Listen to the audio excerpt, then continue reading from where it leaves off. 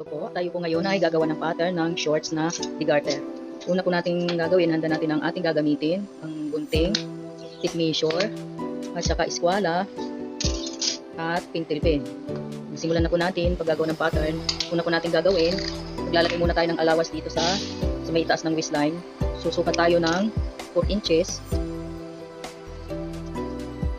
Tuwitan natin. Sunod, sukatin natin ang haba. Ang napili ko pong haba nito ay 16 inches po. Bahala po kayo magdagdag kung gusto niyo po mas mahaba. Kung gusto niyo na po mas maiksi, edi bahala na po kayo magbawas. Sunod po nating sukatin ngayon yung taas ng hips. Nagsusukat po tayo taas ng hips mula po yun sa baywang hanggang sa may hips, sa may kuwitan po. 11 po ang sukat niyan kung shorts po yan. Kung hindi naman po yan shorts, pantalon o kaya yung shorts na hindi de-garter, mas maiksi po ang taas niyan, hindi po yan 11. Ngayon po ito po ay shorts na de-garter, 11 po ang taas niyan. Sukatin naman po natin ngayon yung hips. Ang size po ng hips nito ay 40. I-divide po natin yung sa 4, edi yung po ay 10. Plus magdadagdag po tayo ng 1. Yung pong 1 na idadagdag natin, babawasin natin yung sa front mamaya. Yung po 11. Itong 11 na ito, dahil nga po siya ay de-garter, magkasinlaki muna ang ano niyan, hips at waistline. Ang magpapalit po ng waistline niyan ay yung garter. Yan po. Tulitan natin siya. Ito naman pong corner na ito, magtataas po tayo dyan ng 1 inch. Itong pinapattern po natin ngayon ay back, likod, 1 inch po yan. Tapos dito po, mula dito hanggang palabas, susukat po tayo ng 3.5 inch. Ganon din po sa pataas, 3.5 inch. So, uunti-untiin po natin yan, papa dito. Kung may curve naman po kayo, gamitan nyo po ng curve. Yan po. Yan. Ganyan pong magiging itsura niya, dapat medyo pabilog. Ito naman pong laylayan, sukat po nito ay 22. Ang kalahati po noon, i-divide lang po natin yung sa 2, 11 po. Dahil nga po magdadagdag tayo ng 1 inch, nababawasin natin sa front, yun po ay magiging 12. Tulitan natin mula dito hanggang dito. Yan po. Dito naman po sa parting ito, dadagdag po tayo ng 1.5 inch.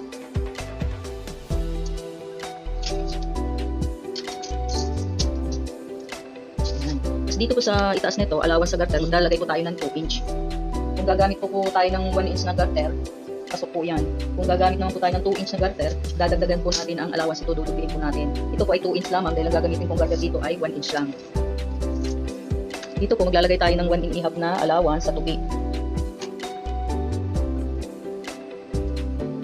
Okay. Yan po, maglalagay ko natin ditong allowance 1/2. Ganun din po dito 1/2. Yan po. Tapos gugupitin na natin ngayon yung sobrang papel. Sobrang pattern, dito tayo magsisimula. Tutupiin natin itong laylayan. Tupiin natin yung sobra.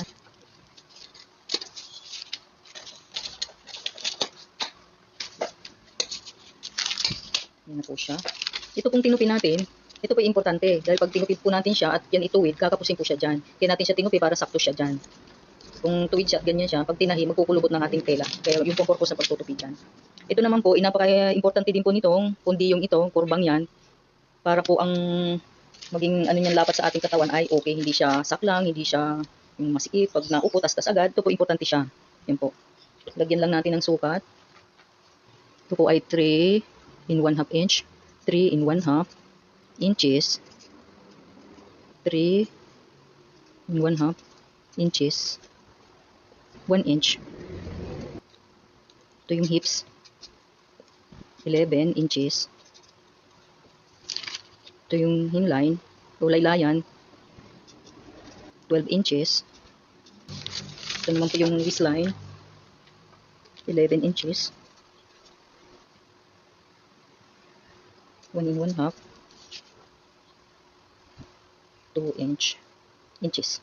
Ito naman po ang length, yung haba, 16 inches.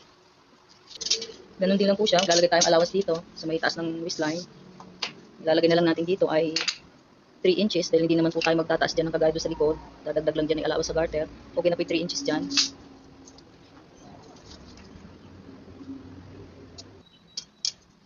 Sunod po yung haba.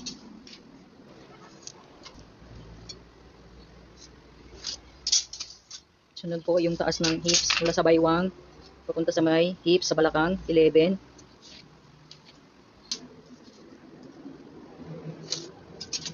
Ang sukat po ng hips natin ay 40, dinivide natin sa 4, yung po ay 10, dahil bawas tayo ng 1, dinagdag natin sa back, yan po ay 9 na lamang siya. Dagdag natin dito ang 9 sa taas. Ito pong pinapattern natin ay medium size lamang po ito kasi po ito sa 32 ang waistline. Gaya po ng ginawa natin kanina, itong corner na ito, magtataas tayo dito ng 1.5 inch. Sa back po, ang itinaas natin ay 1 inch lang. Mas mataas po siya dahil siya ay po. Yan po, yung corner na yan. Mula po dito, susukat tayo ng 2.5 palabas. Sa back po ay 3.5 ang sinukat natin dyan. Ngayon po, 2.5 lang. Ganun din po sa pataas. 2.5 inch. Ganun po din ang gagawin natin. Curve natin siya. Unti-unti, papunta dyan. Kung may curve naman po kayo, gamitan nyo po ng curve. Yan po. Tapos ang sukat ng laylayan, yun po ay 22. Divide sa 2, 11. Binawasan natin ng 1. Dinagdag natin sa back. Yun po ay magiging 10 na lang siya. Wala dyan. Hanggang dito. Yan po. Lagyan natin ngayon ng allowance. Sa tupi, 1.5 inch. Dito po sa itaas na ito, hindi na tayo magdadagdag dyan. Okay na po yan. Dadagdag na lang natin dito allowance sa garter.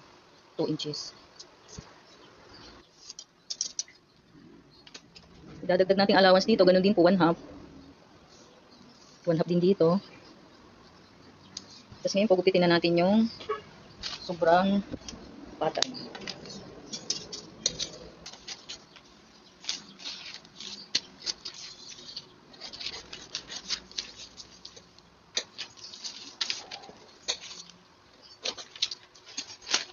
Ito na po ang ating pattern ng front. Ito po yung sasabi kong tupi. Importante po. 2 in 1/2 inch. Hindi po ako nagamit ng centimeter. Puro inches po yan. 1 in 1/2. 9 inches. 16 inches. 10 inches. Yan po ang ating pattern ng front. Yan na po siya. Kung mapapansin niyo po, mas malapad po yung back kaysa sa front. Yan po. Ito po ang sadya po yung ganyan. Hindi po maaaring magkasing dapat yung front at back. Yan na po ang ating pattern. Ang susunod po nating video ay yung pagtabas po at ating pong bubuuhin itong ating pinattern ngayon. Abangan niyo po ang susunod nating video. Thank you.